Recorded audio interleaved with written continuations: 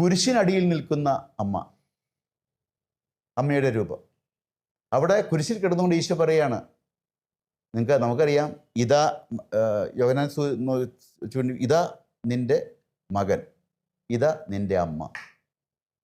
കുരിശിൽ കിടന്നുകൊണ്ട് നമുക്ക് മറിയത്തെ അമ്മയായി നൽകിയിരിക്കുകയാണ്. മാതാവിൻ്റെ സ്വർഗാരോപണ തിരുനാളും മാതാവിൻ്റെ തിരുനാളുകളും ഒക്കെ നമ്മൾ ആഘോഷിക്കുന്നുണ്ട്. വെടിക്കെട്ടും ബാൻഡ് വായനയും എല്ലാം നടക്കുന്നുണ്ട് പല പള്ളികളിലും. എന്തുമാത്രം വി ഓൺ അവർ മദർ. 2 തരം അമ്മയുണ്ട് ഈ ലോകത്തിൽ. ഒന്ന് temporary motherhood, 2 perpetual motherhood. Temporary motherhood ഉണ്ട്, പെർപ്പച്വൽ മദർഹുഡ് ഉണ്ട്. നമുക്ക് വേണ്ടത് പെർപ്പച്വൽ മദർഹുഡുള്ള മാതാവിനെയാണ്. അത് നമുക്ക് സ്ഥിരമായിട്ടുള്ളൂ. ടെമ്പററി മദർഹുഡ് എന്ന് പറഞ്ഞാൽ ഈ ലോകത്തിൽ നമുക്ക് അമ്മയായിട്ട് കിട്ടുന്ന ഒരാൾ.